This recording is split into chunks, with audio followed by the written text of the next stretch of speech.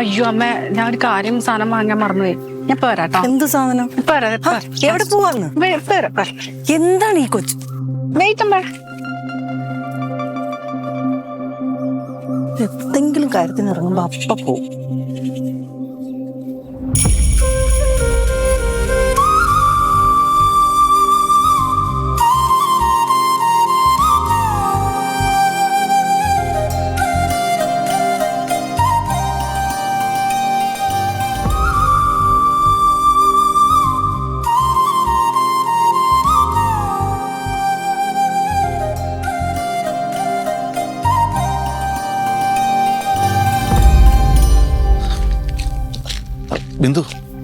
ബിന്ദുവിനോട് എനിക്കൊരു കാര്യം പറയാനുണ്ടായിരുന്നു. അമ്മ അമ്മ അമ്മ ഒന്ന് വന്നേ. ഞാൻ പറഞ്ഞിട്ട ശേഖരങ്ങൾ വന്ന അമ്മ എന്താ ശേഖരങ്ങളോടൊന്നും പറയാത്തെ? നിനക്കെന്താ മോളെ? ഇങ്ങോട്ട് നടന്നേ, ഇങ്ങോട്ട് വന്നേ. അങ്ങളോട് എന്തെങ്കിലും സംസാരിക്കും പ്ലീസ്. നല്ല അമ്മയല്ലേ. നീ ഇതെന്തറിഞ്ഞിട്ടാ? പ്ലീസ് അമ്മ, നല്ല അമ്മയല്ലേ, പാവങ്ങള്. മോളെ ഞാൻ പറഞ്ഞനുസരിച്ച് ഇങ്ങോട്ട് വന്ന്. നിനക്ക് എന്താ കളിക്കരുത് കേട്ടോ. വന്നങ്ങോട്ട് പ്ലീസ്. വന്നിങ്ങോട്ട് കഷ്ടമുണ്ട്. നടക്കാനല്ലേ പറഞ്ഞത്?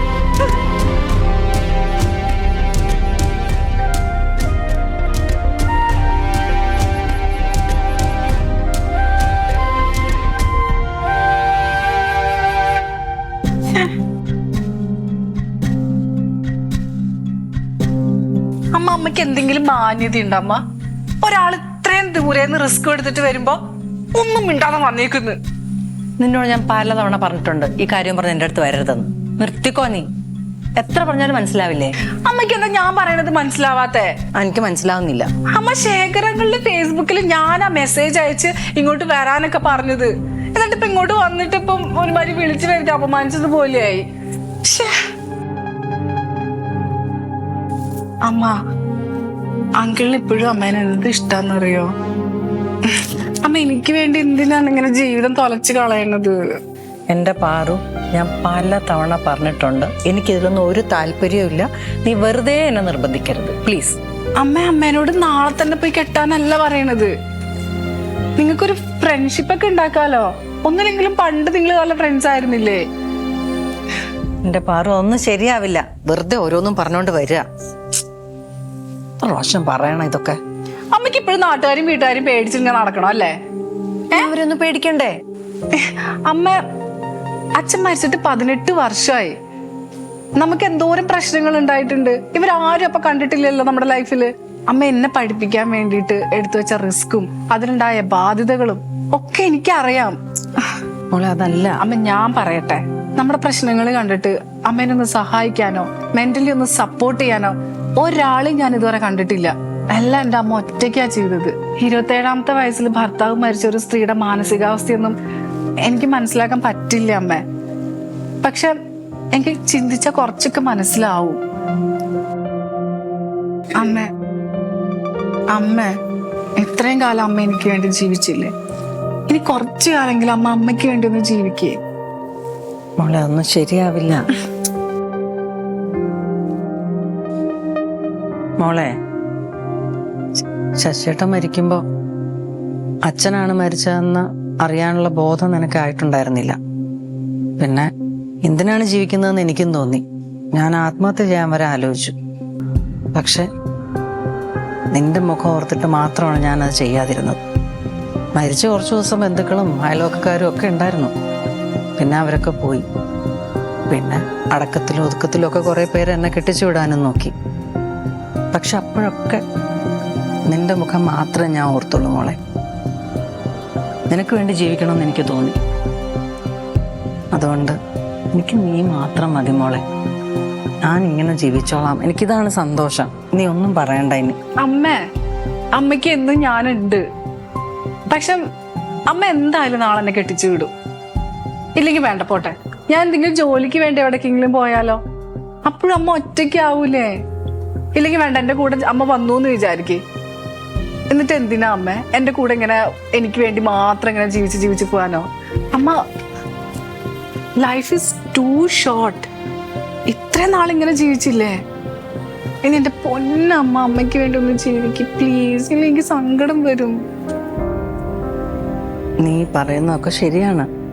പക്ഷേ ശേഖരേട്ടനാണെങ്കിൽ എൻ്റെ കൂടെ പഠിച്ച ആളാണ്, ഞങ്ങൾ തമ്മിൽ ഇഷ്ടത്തിലായിരുന്നു, ഒക്കെ ശരിയാണ്. പക്ഷേ ഇപ്പം ഇനി വീണ്ടും ആ ബന്ധമൊക്കെ തുടർന്ന് പോവാണെങ്കിലേ മരിച്ചുപോയ എൻ്റെ അച്ഛൻ്റെ ആത്മാവ് എന്നോട് ക്ഷമിക്കില്ല. എനിക്കതൊന്നും പറ്റില്ല. പിന്നെ അച്ഛന്റെ ആത്മാവ് ക്ഷമിക്കില്ല അത്ര. പണ്ട് പലരും പറഞ്ഞ പോലെ അമ്മ വേറെ ആരെങ്കിലും അറിയാത്ത ഒരാളെ പോയി കെട്ടിയിരുന്നെങ്കിലോ, അപ്പൊ അച്ഛന്റെ ആത്മാവ് ക്ഷമിക്കുകയായിരുന്നു. അമ്മ അച്ഛന്റെ ആത്മാവ് സന്തോഷിക്കുകയുള്ളൂ. അറ്റ്ലീസ്റ്റ് അമ്മയ്ക്ക് അറിയുന്ന ഒരാളെയാണ് ഞാനിങ്ങനെ പറഞ്ഞോണ്ടിരിക്കുന്നത്. എന്നാലും ഒന്നും ശരിയാവില്ല മോളെ, നമുക്ക് പോവാം. അമ്മ നോക്കിയേ, എനിക്കിനി ഒന്നും പറയാനില്ല. അമ്മ ഞാൻ പറയണത് കേട്ടാ മതി. നാളെ ഞാൻ അങ്കിളിനോട് വരാൻ പറയും പാർക്കില്. നോക്കണ്ട. എന്നിട്ട് അമ്മ അങ്കിളായിട്ട് സംസാരിക്കണം. അമ്മ പാവാണ് ശേഖർ അങ്കിള്. അമ്മേനെ എത്ര ഇഷ്ടമാണെന്നറിയോ? ഞാൻ സംസാരിച്ചു നോക്കിയപ്പോഴേക്ക് മനസ്സിലായി. നാട്ടുകാരെയും വീട്ടുകാരെയും ഒന്നും പേടിക്കണ്ട. അമ്മ എന്നെ മാത്രം പേടിച്ചാൽ മതി. ഞാൻ ഫുൾ സപ്പോർട്ട്. പ്ലീസ് അമ്മ ഒന്ന് കണ്ട് സംസാരിക്കും. എന്നിട്ട് നിങ്ങൾ എന്താന്ന് വെച്ചാ തീരുമാനിച്ചോ, നിങ്ങളെ ഇഷ്ടം പോലെ. ജസ്റ്റ് ഒന്ന് കണ്ട് സംസാരിക്കുന്നോണ്ട് കുഴപ്പമുണ്ടോ? ശരിയാവില്ല അമ്മ പ്ലീസ്, എന്നോട് സ്നേഹം ഉണ്ടെങ്കിൽ അമ്മ നാളെ കാണണം. ആലോചിക്ക്. ആ ഫിക്സ്. പ്ലീസ് അമ്മ. ഒന്നും വേണ്ട, എനിക്ക് ആലോചിക്കാൻ. പ്ലീസ് അപ്പൊ എന്നോട് സ്നേഹമില്ലേ? ഞാൻ എന്തായാലും അങ്കിളിനെ വിളിച്ച് പറയാൻ പോവാ കേട്ടാ. പ്ലീസ് നന്നായിട്ടൊന്ന് ചിന്തിക്കേ, എന്നിട്ട് നന്നായിട്ട് സംസാരിക്കണം കേട്ടാ. ഇന്നത്തെ പോലെ മുഖം മുറിപ്പിച്ച് നടന്നു പോയിക്കളയരുത്. ആ പിന്നെ ഇങ്ങനെ മുഖം ഏച്ച് കെട്ടിച്ചെല്ലരുത്. കുറച്ച് റൊമാൻറ്റിക് ഒക്കെ ആയിട്ട് പോണം കേട്ടാ. എത്ര വർഷം കഴിഞ്ഞ് സംസാരിക്കാൻ പോവല്ലേ, അപ്പൊ ഇങ്ങനെ കുറച്ച് പ്രേമിക്കും നിങ്ങള്. അമ്മ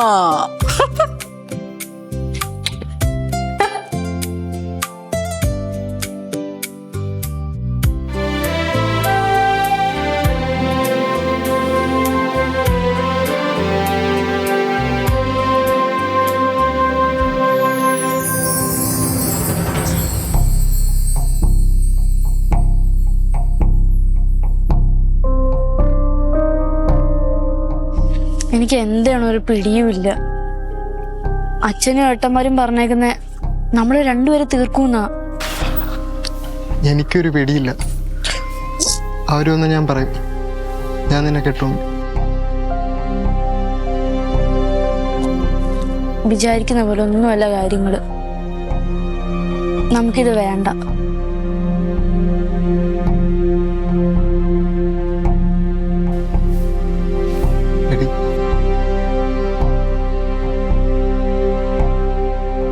വേണ്ട.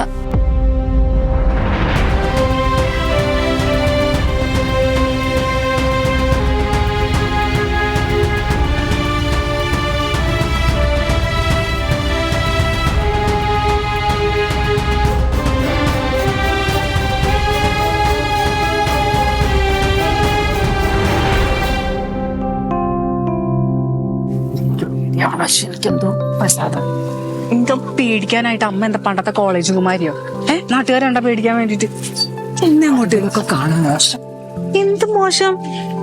അമ്മ വേണ്ട കേട്ടോ. മര്യാദക്ക് ചെന്ന പാവങ്ങൾ ഞാൻ ദേ തൊട്ടപ്പുറത്ത് കാണും കേട്ടാ.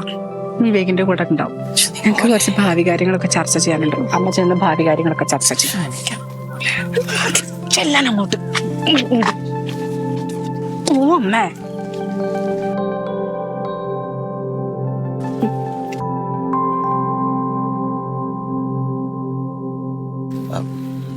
ബിന്ദു വരുമെന്ന് ഞാൻ തീരെ പ്രതീക്ഷിച്ചില്ല. അല്ല, പാറു അങ്ങോട്ട് പോയി? ആ പാറു അങ്ങോട്ട് പോയതാ.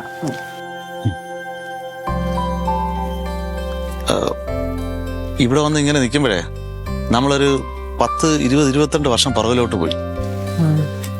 ബിന്ദുവിന് ഓർമ്മയുണ്ട, നമ്മൾ ഇവിടെ വെച്ചിട്ട് അവസാനം കണ്ടത്. താൻ പാർവതിയോട് എല്ലാം പറയാറുണ്ടല്ലേ? മെഡിക്കുക അവള്. ഞാന് പലവട്ടം ബിന്ദുവിനെ കാണണമെന്നുള്ള ആഗ്രഹം എൻ്റെ മനസ്സിലുണ്ടായിരുന്നു. ചിലപ്പോഴൊക്കെ അതിന് ശ്രമിച്ചതുമാണ്. പക്ഷേ തൻ്റെ മുന്നിൽ വരാൻ എനിക്കെന്തോ ഒരു ഭയമായിരുന്നു. അന്ന് ബിന്ദു അവസാനമായിട്ട് യാത്ര പറഞ്ഞു പോകുമ്പോൾ തന്നെ വിടാതെ പിന്തുടർന്ന് എൻ്റെ കൂടെ കൊണ്ടുവന്ന് നിർത്തണമെന്നൊക്കെ എനിക്ക് വലിയ ആഗ്രഹമായിരുന്നു. അന്ന് അങ്ങനെ ചെയ്തില്ലല്ലോ എന്നോർത്ത് എൻ്റെ മനസ്സിനോട് പലവട്ടം ഞാൻ തന്നെ ചോദിക്കുമായിരുന്നു. നഷ്ടപ്പെട്ടതിനോർത്ത് നമുക്ക് വിഷമിക്കാനല്ലേ പറ്റൂ. ശ്രീധർ പിന്നെ കോളേജിൽ പോയായിരുന്നോ? ആ, ഒരിക്കൽ പോയായിരുന്നു, അവിടുത്തെ അലുമിനി മീറ്റിന്. ആ, ഞാൻ പോയത് തന്നെ താൻ വരുന്നുള്ള ഒരൊറ്റ പ്രതീക്ഷയല്ല. തന്നെ അന്ന് അവിടെ വെച്ച് കാണാതായപ്പോ എനിക്ക് ഒരുപാട് വിഷമം വന്നു. അല്ല, എന്താ അന്ന് വരാതിരുന്നത്? ആ, അതെനിക്ക് മനസ്സിലാക്കാൻ പറ്റും. വൈഫ് ഡിവോഴ്സായി. 8 വർഷത്തെ നീണ്ട ദാമ്പത്യം. എന്ത് പറ്റിയതാ? എന്ത് ചെയ്യാൻ, കമ്മ്യൂണിക്കേഷൻ ഗ്യാപ്പാ. അവസാനം അതങ്ങനെ ഡിവോഴ്സായി തീർന്നു. അപ്പൊ കുട്ടികളോ? ഒരു ഹാപ്പി എൻഡിങ് അല്ലാന്ന് പുള്ളിക്കാരന് നേരത്തെ അറിയാമായിരിക്കും. അതുകൊണ്ട് എന്തായാലും അങ്ങനത്തെ ഭാഗ്യം ഞങ്ങൾക്കുണ്ടായില്ല. എന്നോടൊരിക്കൽ ലക്ഷ്മി പറഞ്ഞിരുന്നു ഫോൺ വിളിച്ചപ്പോ തന്റെ കല്യാണം കഴിഞ്ഞു എന്ന്.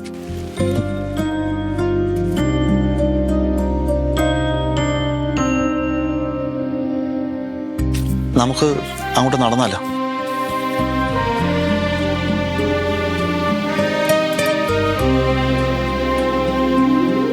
ഓക്കെയാണല്ലേ? അല്ലാതെ കണ്ടാ അറിയാലോ. എടോ, താൻ ബോൾഡ് ആണെന്നൊക്കെ എനിക്കറിയാം. പക്ഷെ ഉണ്ടല്ലോ, അമ്മയുടെ ഈ പ്രായത്തിലും അമ്മേനെ റിലേഷൻഷിപ്പിൽ എത്തിക്കാനുണ്ടല്ലോ താൻ ഈ ശ്രമിക്കുന്നത് എന്നെ ശരിക്കും ഞെട്ടിച്ചുട്ടാ. എടോ, അത് ബോൾനെസ് കൊണ്ടൊന്നല്ല. നമ്മള് സെൽഫിഷ് ആവാണ്ട് ചിന്തിച്ചാ മതി. താൻ ആലോചിക്കേ, ഇപ്പൊ നമ്മള് കല്യാണം കഴിച്ച് പോയെന്ന് വിചാരിച്ചോ, അപ്പൊ ഒന്നുകിൽ നമ്മുടെ അമ്മ നമ്മുടെ കൂടെ തന്നെ ഉണ്ടാവും, ഇല്ലെങ്കിൽ നമ്മൾ അമ്മേനെ ഇടയ്ക്കിടയ്ക്ക് കാണാൻ പോകും. പക്ഷെ ജസ്റ്റ് തിങ്ക്, അമ്മ ഹാപ്പി ആയിരിക്കില്ല. ശരിയാണ്. അപ്പം ഈ പ്രണയത്തിനും വിവാഹത്തിനും പ്രായത്തിന്റെ മതിലുകളൊന്നും ഇല്ലടോ. അതൊക്കെ നമ്മൾ വെറുതെ ഉണ്ടാക്കി വെക്കുന്ന ഓരോ കാര്യങ്ങളാ. അതൊക്കെ ശരിയാണ്. പക്ഷേ ഞാൻ ഇക്കാര്യെ എന്റെ വീട്ടിൽ അവതരിപ്പിച്ചിട്ടുണ്ടല്ലോ, എന്റെ അപ്പനാന്ന് വെച്ചാൽ തീരെ അംഗീകരിക്കാൻ പറ്റുന്നില്ല. അയ്യോ, ആ, അമ്മയാണെങ്കിൽ അവളാണ് പെണ്ണെന്നൊക്കെ പറഞ്ഞ് ഓടി കിടക്കുന്നുണ്ടായിരുന്നു. ആ, അമ്മ ഇപ്പൊ നിന്റെ വലിയ ഫാനാ. ഒരാളെങ്കിലും സപ്പോർട്ട് ഉണ്ടല്ലോ, അത് മതി. ഓ, സമാധാനായി. ശരിക്കും പറഞ്ഞാൽ എന്നെ പഠിപ്പിച്ച് ഈ നിലയിൽ എത്തിക്കാൻ എന്റെ അമ്മ എന്തോരം കഷ്ടപ്പെട്ടിട്ടുണ്ട് എന്നറിയോ. ചെയ്യാത്ത പണികളില്ല. അപ്പൊ ഞാൻ എന്റെ അമ്മയ്ക്ക് വേണ്ടി ഇത്രയെങ്കിലും ചെയ്യണ്ടോ? ശരിയാണ്. എടാ, അമ്മ ശരിക്കും ഈ കല്യാണത്തിന് സമ്മതിക്കുവോ? അയ്യോ, ഇത്രയും നാളെ എന്തായിരുന്നു സൊസൈറ്റി, നാട്ടുകാരെന്ത് പറയും, വീട്ടുകാരെന്ത് പറയും, ഇതൊക്കെയായിരുന്നു പറഞ്ഞുകൊണ്ടിരുന്നത്. പക്ഷെ ഇപ്പൊ ആ ഒരു ഇതിൽ നിന്ന് ഞാൻ ചെറുതായിട്ടൊന്ന് കെട്ട് പൊട്ടിച്ചു വെച്ചിട്ടുണ്ട്. ഇപ്പൊ ഓക്കെയാന്ന് തോന്നുന്നുണ്ട്. ഇനി അവര് കല്യാണം കഴിച്ചാൽ മതി, തീരുമാനിച്ചാൽ മതി. കഴിച്ചിരിക്കില്ലേ? പിന്നെ തന്നെ ശരിക്കും സമ്മതിച്ചുട്ടാ. സമ്മതിച്ച നിങ്ങൾ അതൊക്കെ പട്ടേ നമ്മളെപ്പോഴാ കെട്ടുന്നത്?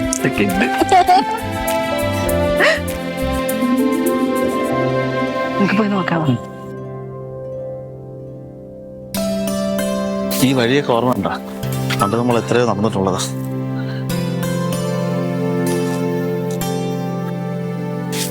ബിന്ദു, ഇനിയുള്ള ജീവിതം നമുക്ക് ഒരുമിച്ചായിക്കൂടെ?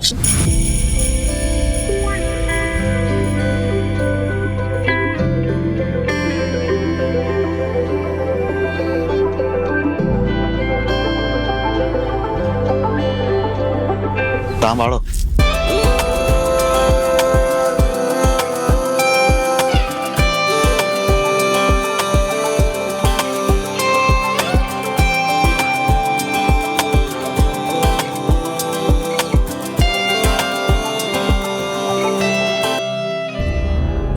ചേച്ചേ, ചേച്ചേ,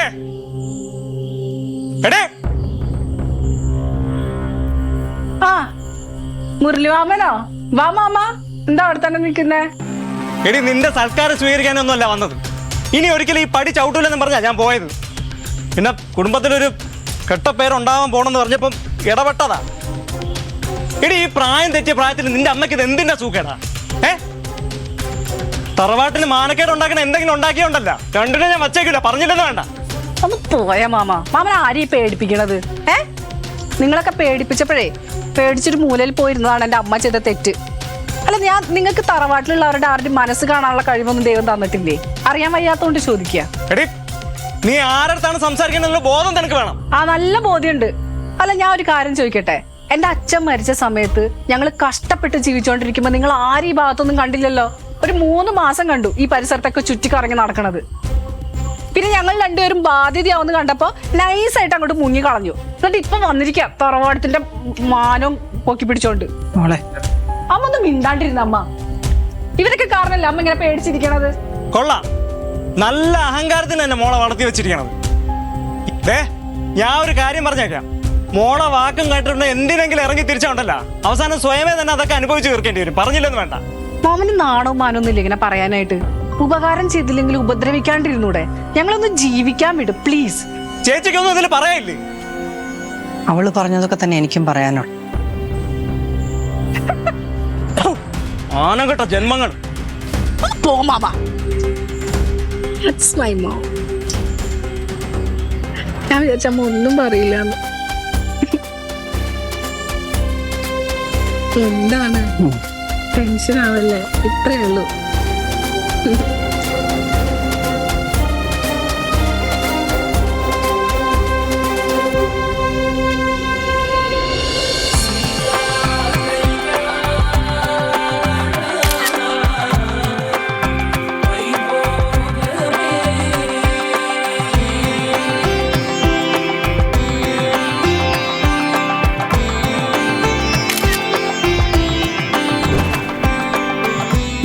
എത്ര ദിവസത്തെ ട്രിപ്പാ? അങ്ങനെ പ്ലാനിങ് ഒന്നും ഇല്ലടോ, അങ്ങനെ പോകുന്ന അറ്റം പോവുക അല്ലേ? എന്തായാലും സേഫ് ആയിട്ട് പോണേ. എൻജോയ്. ഓക്കെ, എന്നാലും നിനക്കും കൂടെ വരായിരുന്നു. അയ്യോ ഞാൻ ഇല്ല. എന്നിട്ട് വേണം നിങ്ങളുടെ ഇടയിൽ ഒരു കട്ടുറുമ്പായിട്ട് ഞാൻ നിൽക്കാൻ. എന്തൊക്കെയാ പറയാം. എന്തായാലും പാറും കൂടി ഉണ്ടായിരുന്നു തന്നെ ഈ യാത്ര സുഖമാകുമായിരുന്നു. നിങ്ങൾ രണ്ടുപേരുടെയും കല്യാണം കഴിപ്പിച്ച് കഴിഞ്ഞ് തന്ന സ്ഥിതിക്ക് എനിക്ക് ഇനി ഒന്ന് മനസമാധാനായിട്ട് കണ്ണടക്കുക. അല്ല, നാളെ രാവിലെ ജോലിക്ക് പോണമെന്ന്. പോയിട്ട് അവരുടെ സമയം കളയണ്ട. എന്നാലും ഒരാഴ്ച ലീവ് എടുക്കായിരുന്നു. വേണ്ട, ഇപ്പൊ ഇങ്ങനെയൊക്കെ പറയും. ഇപ്പൊ എന്തൊരു സ്നേഹം നോക്കിയേ. ഞാൻ കെട്ടിച്ചോണ്ടല്ലേ ഈ സ്നേഹമൊക്കെ. കുറച്ചും ഞാൻ എന്നെ മറക്കും. പാറുവിനെ മറക്കാനോ? നീയും എന്റെ മോളല്ലേ. സന്തോഷമായിട്ട് കേട്ടോ. എന്തായാലും പോയിട്ട് വാ. ഓക്കെ, വേറെ ചെല്ലും. ബാഗ് ഞാൻ എടുക്കാം.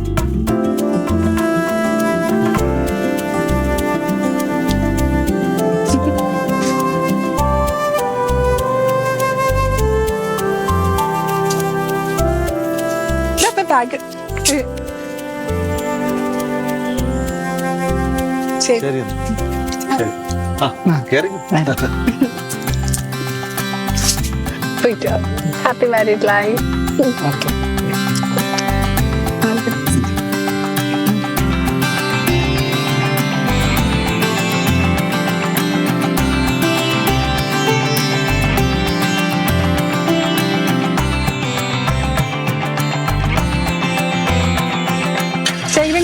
ബൈ. സൂക്ഷിച്ചു പോയി വരണേ. ആ